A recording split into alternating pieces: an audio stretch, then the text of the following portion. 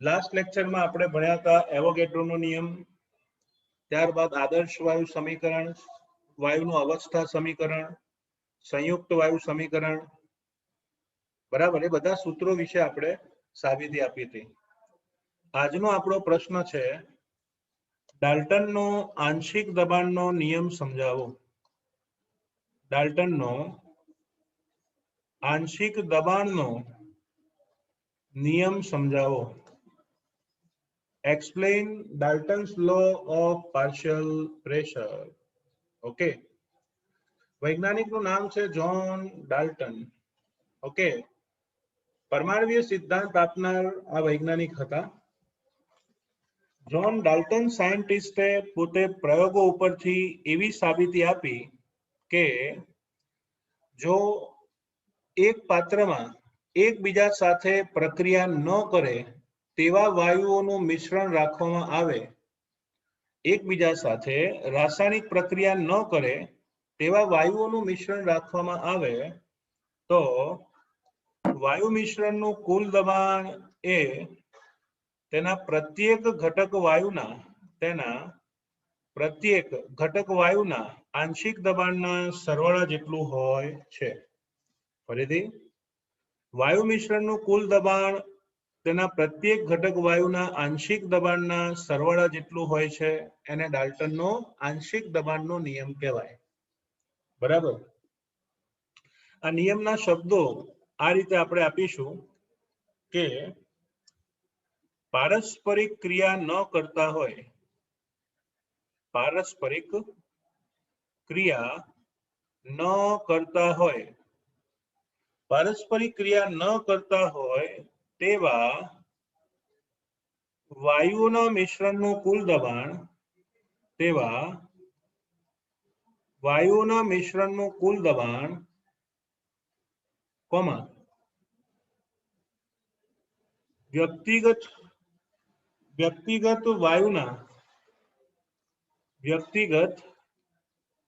વાયુના આંશિક દબાણના સરવાળા જેટલું હોય છે. આંશિક દબાણના સરવાળા જેટલું હોય છે. સરવાળા જેટલું હોય છે. ખૂબ જ સરળ સિમ્પલ સ્ટેટમેન્ટ આપ્યું છે કે એકબીજા સાથે પારસ્પરિક ક્રિયા ન કરતા હોય તેવા વાયુઓના મિશ્રણનું કુલ દબાણ તેના પ્રત્યેક ઘટક વાયુના એટલે કે વ્યક્તિગત વાયુના આંશિક દબાણના સરવાળા જેટલું હોય છે. ઓકે, હવે તમે જ વિચારો, ધારો કે આ એક બંધ પાત્ર છે. હવે બંધ પાત્ર હોય ને તો હંમેશા કદ કેવું રહેવાનું? અચળ. અને નિશ્ચિત તાપમાન લઈ લઈએ તો અચળ તાપમાન અને કદ રાખીને જો વાયુઓને ભેગા કરીએ તો પ્રત્યેક વાયુને તે જ તાપમાને અને દબાણે પોતાનું જે દબાણ હોય તેને તેનું આંશિક દબાણ કહેવાય છે. પોતાનું જે દબાણ હોય એને શું કહેવાય? આંશિક દબાણ. બરાબર, તો આંશિક દબાણ એટલે લખી શકાય કે તાપમાન અને કદની સમાન પરિસ્થિતિમાં વાયુ મિશ્રણમાં રહેલા જે તે વાયુના વ્યક્તિગત દબાણને, પોતાના દબાણને તેનું આંશિક દબાણ કહેવામાં આવે છે. શું કહીશું? આંશિક દબાણ. તો બહુ સિમ્પલ વ્યાખ્યા છે, આપણે ભૂલી જઈએ મનમાં મોટેથી. શું આવશે વ્યાખ્યા? પારસ્પરિક પ્રક્રિયા ન કરતા હોય તેવા વાયુઓના મિશ્રણનું કુલ દબાણ તેના વ્યક્તિગત વાયુના આંશિક દબાણના સરવાળા જેટલું હોય છે. એને ડાલ્ટનનો આંશિક દબાણનો નિયમ કહેવામાં આવે છે. ઓકે, આ ડાલ્ટનના આંશિક દબાણના નિયમ, એનો ઉપયોગ શું એની આપણે ચર્ચા કરીએ. તો બાળકો, ડાલ્ટનના આંશિક દબાણના નિયમ એનો પહેલો ઉપયોગ અને છેલ્લો ઉપયોગ, ધારો કે તમે કોઈ વાયુનું ઉત્પાદન એ પાણીની સપાટી ઉપર કરો છો. જો તમે પાણીની સપાટી ઉપર કોઈ બી વાયુને એકઠો કરીને મેળવતા હો તો એમાં ડાલ્ટનના નિયમનું પાલન કરી શકાય. કઈ રીતે? જેમ કે ધારો કે મેં ડાયઓક્સિજન વાયુને પાણીની સપાટી ઉપર મેળવ્યો કયા વાયુને? ડાયઓક્સિજન વાયુને પાણીની સપાટી ઉપર હું મેળવું છું. જો અહીંયા એકઠો થઈ ગયો ને, પણ તમને ખબર છે કે પાણી ગમે તે તાપમાને પોતાની બાષ્પ ધરાવતો હોય ને હોય જ. તો જ્યારે કોઈ પણ વાયુને પાણીની સપાટી ઉપર એકત્રિત કરવામાં આવે તો તે વાયુ પાણીની બાષ્પથી સંતૃપ્ત થયેલો હોય છે, અર્થાત તે ભીંજાયેલો વાયુ હોય છે, શુષ્ક અવસ્થાનો વાયુ હોતો નથી. તો અહીંયા તમે જે દબાણ માપો ને, એ દબાણને બાળકો કુલ દબાણ તરીકે ઓળખવામાં આવે છે. તમને એમ હોય કે ઓક્સિજન વાયુ ભેગો કર્યો છે તો એ ઓક્સિજનનું જ દબાણ કહેવાય ને? ના, અહીંયા જે દબાણ હોય ને તેને કુલ દબાણ કહેવામાં આવે છે. અને એ કુલ દબાણ એ બંને વાયુના, એટલે કે શુષ્ક ઓક્સિજન વાયુના અને પાણીની બાષ્પના દબાણના સરવાળા જેટલું હોય છે. તો વાયુ મિશ્રણનું કુલ દબાણ એ બંને ઘટકોના આંશિક દબાણના સરવાળા જેટલું હોય છે. ફરીથી, વાયુ મિશ્રણનું કુલ દબાણ એ બંને વાયુઓના આંશિક દબાણના સરવાળા જેટલું હોય છે. સમજેબલ? ઓકે, ખ્યાલ આવી ગયો? તો જો તમારે શુષ્ક વાયુનું આંશિક દબાણ શોધવું હોય, શુષ્ક વાયુનું આંશિક દબાણ શોધવું હોય તો કુલ દબાણમાંથી તમારે જે તે તાપમાને તે પાણીની બાષ્પનું દબાણ બાદ કરવું પડે. તો આમ શુષ્ક વાયુનું દબાણ માપવા માટે આ ડાલ્ટનનો નિયમ ઉપયોગી છે. ઓકે, તમારી ટેક્સ્ટબુકમાં માત્ર એક સ્ટેટમેન્ટ અને 2 વાક્ય લખ્યા છે કે જ્યારે વાયુને સપાટી ઉપર, પાણીની સપાટી ઉપર એકત્રિત કરવામાં આવે ત્યારે તે શુષ્ક વાયુ પાણીથી ભીંજાય છે અથવા તો સંતૃપ્ત થાય છે. અત્રે માપવામાં આવતું દબાણ કુલ દબાણ કહેવાય. જો તમારે શુષ્ક વાયુનું આંશિક દબાણ શોધવું હોય તો કુલ દબાણમાંથી જે તે તાપમાને પાણીની બાષ્પનું બાષ્પ દબાણ બાદ કરવું પડે. અને આ પાણીની બાષ્પના બાષ્પ દબાણ એને બાળકો ગુજરાતીમાં જલીય તાણ પણ કહેવામાં આવે છે. તો આમ સૂત્ર બને શુષ્ક વાયુનું દબાણ બરાબર કુલ દબાણ માઇનસ તે તાપમાને જલીય તાણ. તાણ એટલે કે દબાણ. ઓકે, તો આમ ડાલ્ટનના નિયમનો ઉપયોગ કરીને તમે શુષ્ક વાયુના દબાણ માપી શકો છો. Okay, so this is the use of Dalton's law. તમારી બુકમાં આપ્યું નથી પણ એમસીક્યુમાં પૂછાય કે ડાલ્ટનના નિયમની મર્યાદા શું, અથવા એમસીક્યુમાં પૂછાય તો યાદ રાખજો, એકબીજા સાથે પ્રક્રિયા ન કરે તેવા જ વાયુઓને આ નિયમ લાગુ પાડી શકાય. એકબીજા સાથે પ્રક્રિયા ન કરે તેવા જ વાયુઓને આ નિયમ લાવી શકાય. ઘણીવાર કેવું છે કે તમે એમોનિયા અને HCl આ બંને વાયુઓ, એમોનિયા અને HCl આ બંને વાયુઓ એમને એક પાત્રમાં ભેગા કરી અને કુલ દબાણ માપો તો પછી એ ઓછું જ આવે, અડધું જ થઈ જાય. કેમ? કારણ કે બે ભેગા થઈને એમોનિયમ ક્લોરાઇડ બનાવે છે.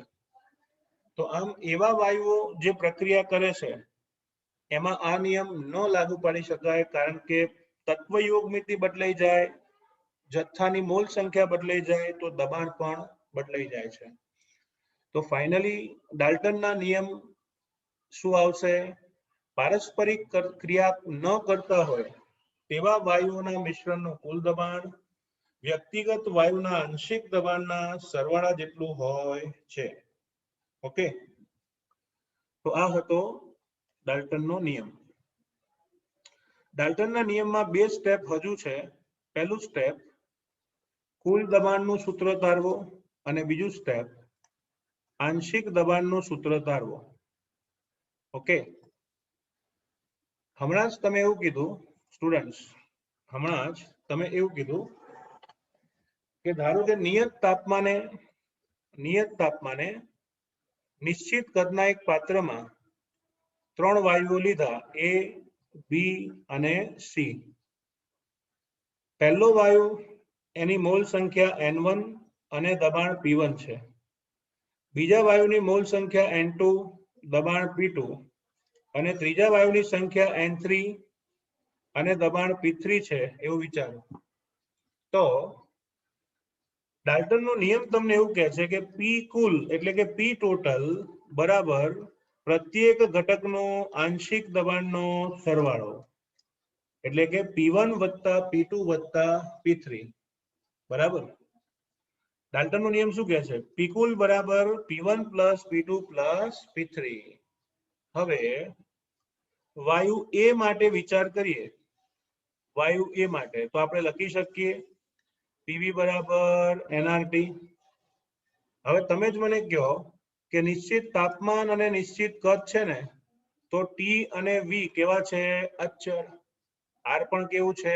અચળ. તો નિયત તાપમાન અને કદ હોવાથી V, T અને R અચળ આવશે તો સૂત્ર બને. પહેલા વાયુ માટે સૂત્ર લખાય P1V બરાબર N1RT. હવે તમારે સૂત્રમાં કોણ જોઈએ છે? P1. તો P1 ને સૂત્રનો કરતા બનાવો તો લખાય P1 બરાબર N1RT છેદમાં V. ચલો એ જ રીતે વાયુ B માટે ડાયરેક્ટ લખું તો બીજા વાયુનું આંશિક દબાણ બરાબર N2RT છેદમાં V. ત્રીજા વાયુ માટે આંશિક દબાણ P3 બરાબર N3RT છેદમાં V. તો N1RT છેદમાં V plus N2 plus N3 આવ્યું. ત્રણેય વાયુઓના વ્યક્તિગત એટલે કે આંશિક દબાણના મૂલ્યો મળી ગયા તો સૂત્રમાં મૂકી દો. તો અહીંયા હું લખું છું P કુલ એટલે કે P ટોટલ બરાબર N1RT છેદમાં V પ્લસ N2RT છેદમાં V પ્લસ N3RT છેદમાં V. આ બધા જ સમીકરણમાં કોમન નીકળશે બાળકો RT છેદમાં V. તો બાકી શું રહેવાનું? N1 plus N2 plus N3 માટે સૂત્ર આવશે P total is equals to N total into RT by V. P total is equal to N total into RT by V. આને વાયુ મિશ્રણના કુલ દબાણનું સૂત્ર કહે છે. વાયુ મિશ્રણના કુલ દબાણનું સૂત્ર કહે છે. બરાબર. તો માત્ર ધારવાનું છે. અત્રે શું ધારીશું? ધારો કે ત્રણ વાયુઓ નિશ્ચિત તાપમાને એક V કદના પાત્રમાં ભર્યા છે, જેને A, B અને C સંજ્ઞા આપીએ. Mall number N1, N2, N3 અને આંશિક દબાણ P1, P2, P3 છે. આદર્શ વાયુ સમીકરણના આધારે પહેલા વાયુનું દબાણ, બીજા વાયુનું દબાણ અને ત્રીજા વાયુનું દબાણ. બરાબર. ત્રણેયના દબાણ મળી જાય પછી ટોટલ કરો તો કુલ દબાણ પ્રાપ્ત થશે P ટોટલ. તો આપણે કુલ દબાણનું સૂત્ર તારવ્યું. બીજું સ્ટેપ, આંશિક દબાણનું સૂત્ર તારવો. આંશિક દબાણનું સૂત્ર તારવો. તો બાળકો આંશિક દબાણનું સૂત્ર તારવવા માટે સમીકરણ 1 ને 4 વડે ભાગો. જો સમીકરણ 1 ને 4 વડે ભાગવામાં આવે તો સમીકરણ 1 માં હતું P1, સમીકરણ 4 માં છે P ટોટલ. તો શું લખાય? P1 ના છેદમાં P total is equal to, તમે આગળ જુઓ P1 નું મૂલ્ય શું આપ્યું હતું? N1RT છેદમાં V. P ટોટલ નું મૂલ્ય શું હતું? N ટોટલ ઇન્ટુ RT છેદમાં V. તો અત્રે RT છેદમાં V, RT છેદમાં V શું થવાના? કેન્સલ. તો અહીંયા બાકી શું રહે છે?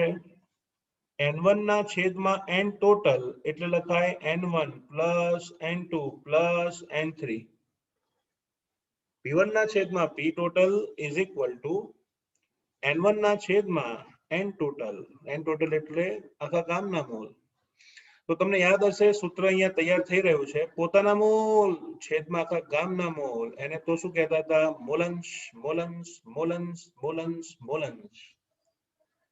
માટે P1 ના છેદમાં P ટોટલ બરાબર x1. તો જો હું આંશિક દબાણને સૂત્રનો કરતા બનાવું તો લખાય P1 બરાબર x1 ઇન્ટુ P ટોટલ. શું લખાય? P1 બરાબર x1 into P total. Okay, તો આ પહેલા વાયુનું આંશિક દબાણનું સૂત્ર તારવ્યું. ચલો આ જ રીતે સમીકરણ 1 ની જગ્યાએ 2/4 કરવું તો પછી બીજું સૂત્ર મળે P2 બરાબર x2 ઇન્ટુ P ટોટલ. તો બીજા વાયુનું આંશિક દબાણ બરાબર મૂલાંશ ગુણ્યા કુલ દબાણ. ત્યારબાદ જો હું સમીકરણ 3/4 કરું તો નવું સૂત્ર મળે. શું મળશે? P3 બરાબર x3 ગુણ્યા P ટોટલ. P3 બરાબર x3 ગુણ્યા P ટોટલ. બરાબર. તો આ રીતે તમે આંશિક દબાણ એનું સૂત્ર તારવી શકો. You can derive the formula of partial pressure. તો મેઇન બધી જ થિયરીઝ અહીંયા ટેક્સ્ટબુકની પૂરી થાય છે. આવતીકાલથી આપણે દાખલાઓ સ્ટાર્ટ કરીશું. ઓકે, ચલો નેક્સ્ટ થિયરી જોઈએ. આગળની થિયરી નંબર 5.7. એનું ટાઇટલ છે ગતિજ ઊર્જા અને આણ્વીય ઝડપ. ઓકે, ગતિજ ઊર્જા અને આણ્વીય ઝડપ. Kinetic energy and molecular speed.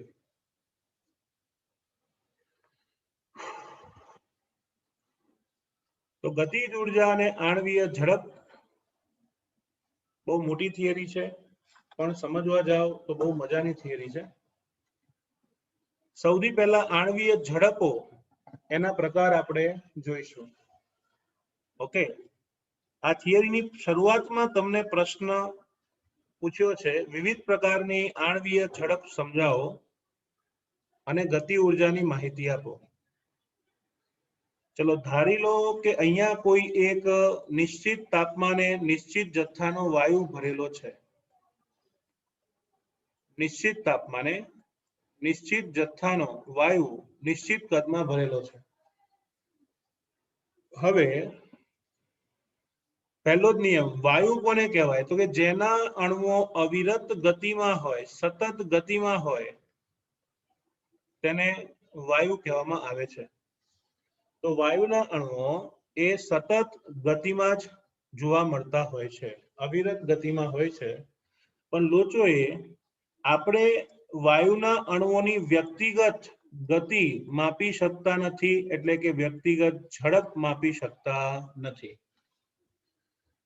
કોઈ પણ અણુની વ્યક્તિગત ઝડપ એટલા માટે ન માપી શકાય કારણ કે અણુ સાથે અથડાય છે, અણુ પાત્રની દિવાલ સાથે પણ અથડાય છે.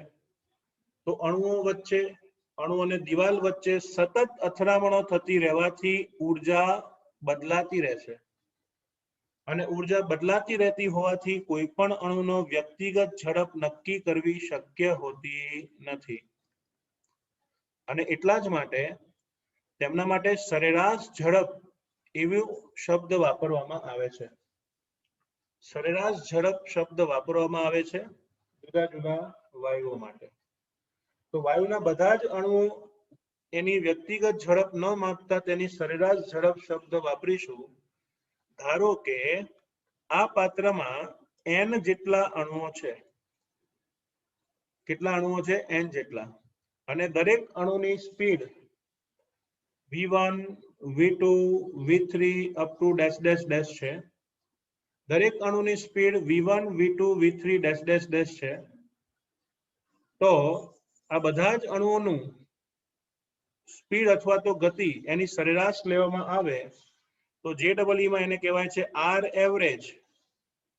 કોઈક વાર એને V એવરેજ કહે છે અને અહીંયા ન્યુ એવરેજ કહે છે. તો સરેરાશ ઝડપ એનું સૂત્ર છે પહેલાની સ્પીડ વત્તા બીજાની સ્પીડ વત્તા ત્રીજાની સ્પીડ વત્તા n ની સ્પીડ છેદમાં n. તો આમ સરેરાશ ઝડપ એનું સૂત્ર આવશે R average is equal to V1 plus V2 plus V3 up to Vn છેદમાં n. This is the સૂત્ર of સરેરાશ ઝડપ. હવે ઘણા બધા સાયન્ટિસ્ટોએ આ ઝડપોને શોધવા સમજવા માટે પ્રયત્ન કર્યો હતો, પણ એમાં બે વૈજ્ઞાનિકો ખૂબ જ સફળ રહ્યા. એમનું નામ છે મેક્સવેલ, ઓકે, અને બીજાનું નામ છે બોલ્ટ્ઝમેન. તો મેક્સવેલ અને બોલ્ટ્ઝમેન વૈજ્ઞાનિકો એમણે અણુઓની ઝડપ એના વિશે વિગતવાર અભ્યાસ કરીને, અણુઓની ઝડપ ઉપર વિગતવાર અભ્યાસ કરીને એવું સ્ટેટમેન્ટ આપ્યું કે અણુની સરેરાશ ગતિનો આધાર, અણુની સરેરાશ ગતિનો આધાર તાપમાન અને તેમના અણુભાર પર રહેલો છે. શબ્દોને હું સૂત્ર સ્વરૂપે લખું છું. તેમણે સૂચવ્યું કે અણુઓની સરેરાશ ગતિ એ તાપમાન અને તેમના અણુભાર સાથે સંબંધ ધરાવે છે. તાપમાન અને તેમના આણ્વીય દળ સાથે સંબંધ ધરાવે છે. એટલું જ નહીં, મેક્સવેલ સાયન્ટિસ્ટે તો અણુઓની સ્પીડ માપવાના સૂત્રો પણ આપેલા છે. ઓકે, તો આ બંને વૈજ્ઞાનિકોએ જુદા જુદા અણુઓ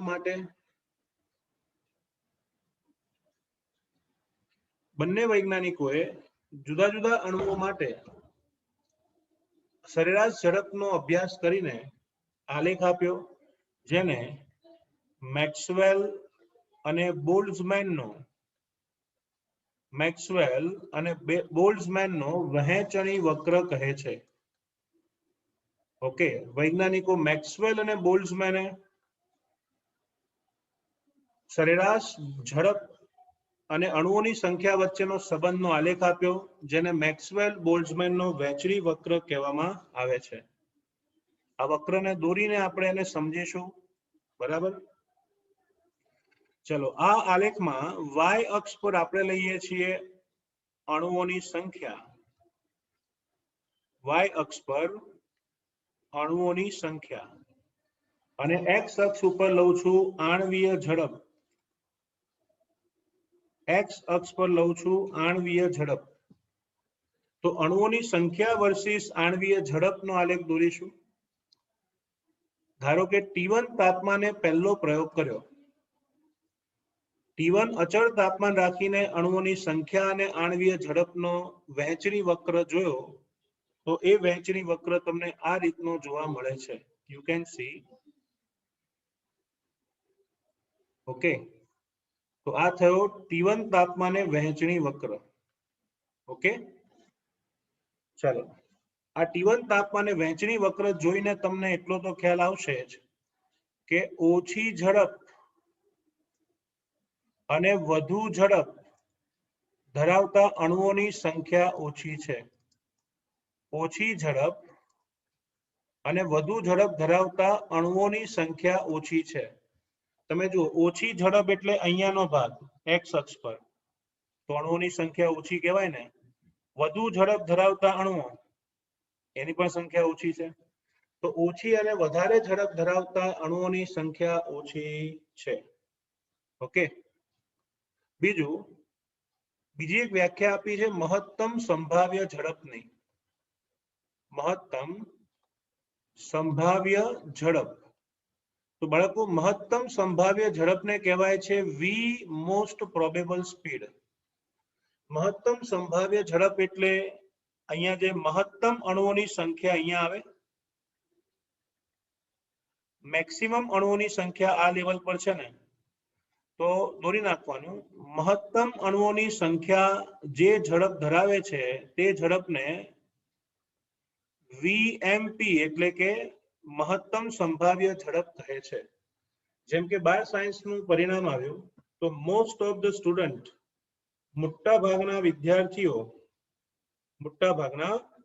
વિદ્યાર્થીઓ એમનું રિઝલ્ટ છે બાળકો 40 થી 60% વચ્ચે. તો પછી એ 40 થી 60% રિઝલ્ટને કહેવાય મહત્તમ સંભાવ્ય રિઝલ્ટ. તેમ મોટા ભાગના અણુઓની સંખ્યાના ઝડપને મહત્તમ સંભાવ્ય ઝડપ કહે છે. તો પહેલી ઝડપ હતી મહત્તમ સંભાવ્ય ઝડપ.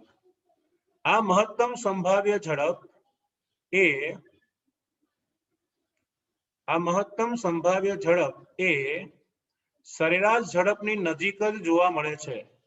આ બ્લેક પેનથી જે દર્શાવું છું ને બીજું, એને કહેવાય વી એવરેજ, મતલબ સરેરાશ ઝડપ. આને શું કહેવાય? સરેરાશ ઝડપ, વી એવરેજ.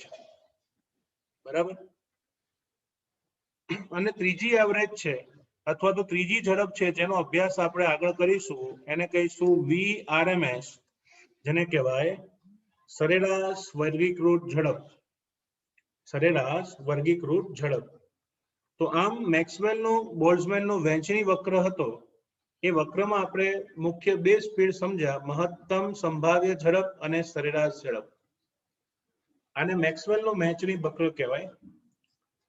હવે આ મેક્સવેલ વૈજ્ઞાનિકોએ ઉદાહરણથી સાબિત કરેલું કે ઝડપ એટલે કે સ્પીડ એ તાપમાનના સમપ્રમાણમાં હોય છે. જેમ કે આપણે પહેલો પ્રયોગ T1 તાપમાને કયો, એ જ પ્રયોગનું તાપમાન વધારીને T2 કરી નાખો. જો તાપમાન વધારીને T2 કરી નાખો તો એ જ આલેખ જમણી તરફ ખસે છે. એ જ આલેખ જમણી તરફ ખસે છે, એટલે કે થોડો રાઈટ સાઈડ શિફ્ટ થશે. આલેખ જમણી તરફ ખસે એનો વાંધો નહીં, પણ તમે જાણો છો તાપમાનનો વધારો કરતા ઉષ્મીય ઉર્જા વધે, એટલે કે ગતિજ ઉર્જા વધે, એટલે કે અણુઓની ઝડપ પણ વધે છે. એટલે આલેખ જમણી તરફ ખસે છે. એટલું જ નહીં, મહત્તમ અણુઓનો જે અંશ હતો એ મહત્તમ અણુઓના અંશની સ્પીડ, મહત્તમ અણુઓ છે એની ઝડપને શું કહેવાય? મહત્તમ અણુઓની ઝડપને શું કહેવાય? Most probable speed. ફરીથી, મહત્તમ અણુઓની ઝડપ, મહત્તમ સંખ્યાના અણુઓની ઝડપને મહત્તમ સંભાવ્ય ઝડપ કહેવામાં આવે છે. ઓકે, એની બરોબર બાજુમાં હશે બાળકો બ્લેક કલરની, જેને કહેવાય એવરેજ ઝડપ. તો તમે ધ્યાનથી જોશો તો ખ્યાલ આવશે કે મોસ્ટ પ્રોબેબલ સ્પીડ અને એવરેજ સ્પીડ બંનેના મૂલ્ય વધ્યા. એટલું જ નહીં, ત્રણે ત્રણ સ્પીડના મૂલ્ય વધશે, રૂટ મીન સ્ક્વેર વેલોસિટી પણ વધે છે. તો તમે આ આલેખ પરથી સાબિત કરી શકો કે જો નિશ્ચિત જથ્થાનો વાયુ લઈ તાપમાન નિશ્ચિત T1 રાખીને વહેંચણી વક્ર દોરીએ તો શું થાય? હવે તાપમાનનો વધારો કરવામાં આવે તો વહેંચણી વક્ર જમણી તરફ વિચલિત થાય છે. આમ જમણી તરફ ખસતું હોવાથી આણ્વીય ઝડપ દરેક અણુની વધે છે. એના કારણે મહત્તમ સંભાવ્ય ઝડપ, સરેરાશ ઝડપ અને RMS ઝડપ, બધા જ પ્રકારની ઝડપમાં વધારો થાય છે. આમ સાબિત થયું, તાપમાન વધારતા ઝડપ વધે છે. ઓકે, તો સ્ટુડન્ટ્સ, તાપમાનની અસર તમે જોઈ. તાપમાન વધારતા સરેરાશ ઝડપ અને મહત્તમ સંભાવ્ય ઝડપ વધે છે. હવે હું સાબિત કરીશ કે ઝડપ એ અણુભારના વ્યસ્ત પ્રમાણમાં હોય છે. બરાબર. ધારો કે નિશ્ચિત તાપમાને સમાન મોલ સંખ્યા ધરાવતા ડાયનાઇટ્રોજન અને ડાયક્લોરીન વાયુ માટે મેક્સવેલ બોલ્ટ્ઝમેનનો વહેંચણી વક્ર દોરીએ તો તાપમાન નિશ્ચિત રાખવાનું, અણુઓની સંખ્યા પણ નિશ્ચિત રાખવાની, અને એ જ આલેખ અણુઓની સંખ્યા n અને ઝડપ સ્પીડ એનો આલેખ દોરીએ તો તમને ખબર છે કે ડાયનાઇટ્રોજન એનો અણુભાર 28 અને ડાયક્લોરીન એનો અણુભાર 71 છે. ડાયનાઇટ્રોજનનો અણુભાર 28 અને ડાયક્લોરીનનો અણુભાર 71 છે. બરાબર. હવે જેનું દળ ઓછું હોય તેનો વેગ વધારે, અને જેનું દળ વધારે તેનો વેગ ઓછો હોય. તો જો હું નિયત તાપમાને ડાયક્લોરીનનો આલેખ દોરું તો ઈ આલેખ તમને આ રીતનો મળશે, આલેખ ઓફ ડાયક્લોરીન. બરાબર. પણ આની જગ્યાએ જો હું ડાય નાઇટ્રોજનનો આલેખ દોરું તો એ આલેખ મને જમણી તરફ મળે છે. ક્યાં મળશે? જમણી તરફ. ઓકે, ખ્યાલ આવી ગયો?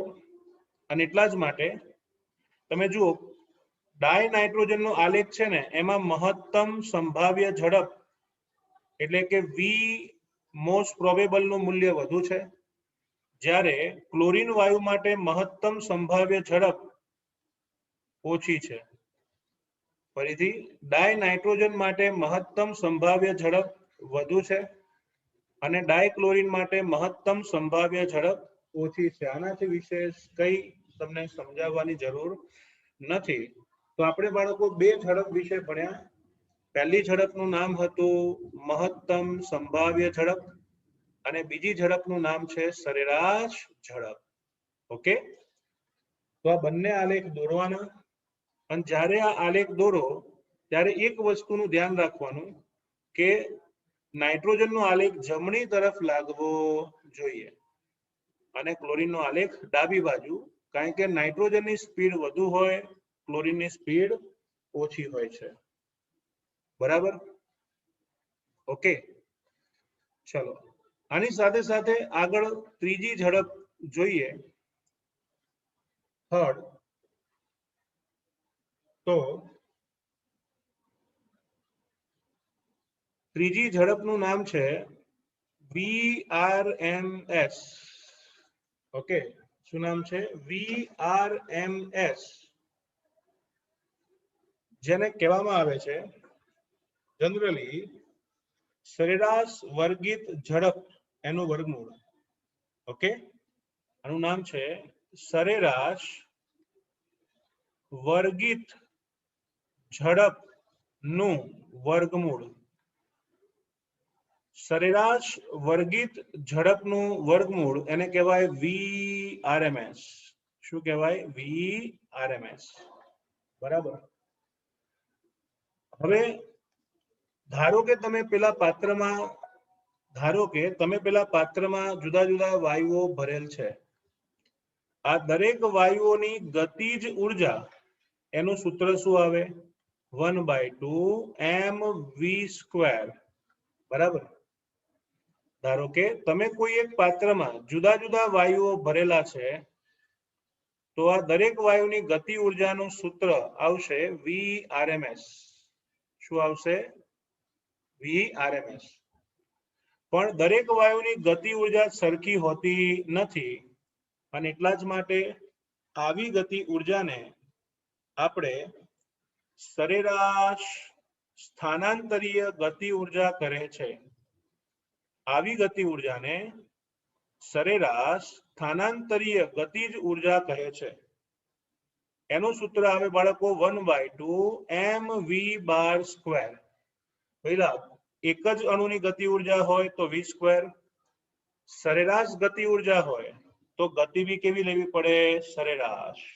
ઓકે, તો આના ઉપરથી સરેરાશ ગતિ ઉર્જાનો વર્ગ શોધવો હોય, સરેરાશ ગતિ ઉર્જાનો વર્ગ, તો એનું સૂત્ર તમને ખબર છે, પહેલા અણુની ઉર્જાનો વર્ગ વત્તા ફરીથી સરેરાશ વેગનો વર્ગ બરાબર સરેરાશ વેગ પહેલાનો વર્ગ, બીજા અણુના સરેરાશ વેગનો વર્ગ વત્તા n અણુઓના સરેરાશ વેગનો વર્ગ છેદમાં કુલ અણુઓની સંખ્યા આવશે n. તો સરેરાશ સ્થાનાંતરીય ગતિજ ઉર્જા બરાબર 1/2 mv². બરાબર? ક્લિયર? હવે શું કરીએ? સરેરાશ સ્થાનાંતરીય ગતિજ ઉર્જા સાથે સંકળાયેલી આ જે v નો વર્ગ છે, સરેરાશ v નો વર્ગ, એનું મૂલ્ય લાવ્યા. તો વોટ ઇઝ V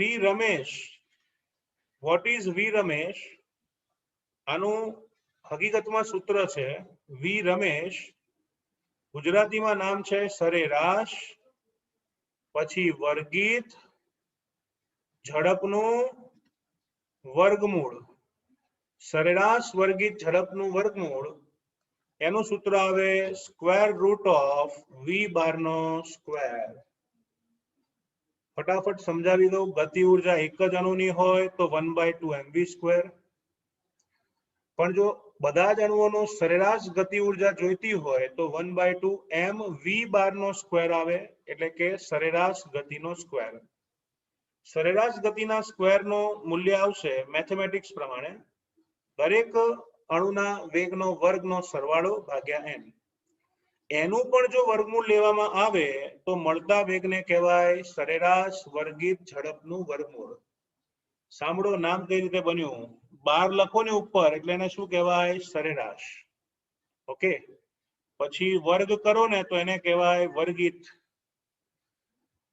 પછી સ્ક્વેર રૂટ કરો ને તો એને કહેવાય વર્ગમૂળ. તો આખું નામ શું થયું? સરેરાશ વર્ગિત ઝડપનું વર્ગમૂળ. સરેરાશ વર્ગિત ઝડપનું વર્ગમૂળ. એનું આખું સૂત્ર બુકમાં નથી આપ્યું. આ મૂલ્ય અંદર મૂકીને લખી શકાય કે ભાઈ v1 નો સ્ક્વેર વત્તા v2 નો સ્ક્વેર વત્તા v3 નો સ્ક્વેર વત્તા vn નો સ્ક્વેર છેદમાં n. બોલો છત્રપતિ શિવાજી મહારાજની જય. તો આને સરેરાશ વર્ગીકૃત વર્ગમૂળ ઝડપ પણ કહેવામાં આવે છે. ઓકે, તો ત્રીજા પ્રકારની સ્પીડ ગતિ ઉર્જા પરથી આવી, તેને vrms તરીકે ઓળખીશું. અને કોઈ પણ આલેખ હોય એમાં યાદ રાખવાનું કે હંમેશા r એટલે કે vrms is more than v average is more than v most probable. હંમેશા સરેરાશ વર્ગિત ઝડપનું વર્ગમૂળ is more than સરેરાશ ઝડપ is more than મહત્તમ સંભાવ્ય ઝડપ. ટૂંકમાં યાદ રાખજો, રમેશ આવે મધ્યપ્રદેશ. શું કહેવાનું? રમેશ આવે મધ્યપ્રદેશ. અન્ડરસ્ટુડ? ઓકે, આની સાથે સાથે બીજી એક મહત્વની વાત તમારે યાદ રાખવાની છે.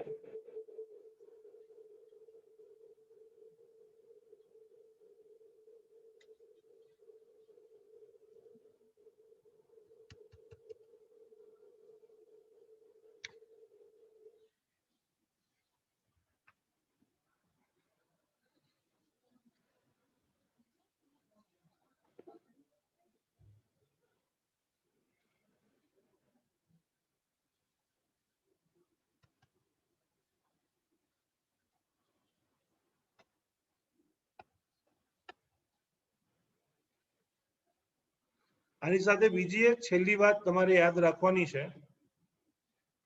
કે આ દરેકનો સ્પેસિફિક ગુણોત્તર હોય છે. મહત્તમ સંભાવ્ય ઝડપ જેમ સરેરાશ ઝડપ, જેમ રમેશ ઝડપ એટલે કે સરેરાશ વર્ગિત ઝડપનું વર્ગમૂળ, એનો ગુણોત્તર હોય છે 1/1.128 જેમ 1.224. 3 વખત એન્ટ્રન્સ એક્ઝામમાં આવી ચૂક્યું છે. તો ખૂબ જ સરસ રીતે આ થિયરી તૈયાર કરી નાખજો. તમને આવડશે ને આવડશે જ. મેં ફિઝિક્સના સરને વાત કરી દીધી છે, બરાબર?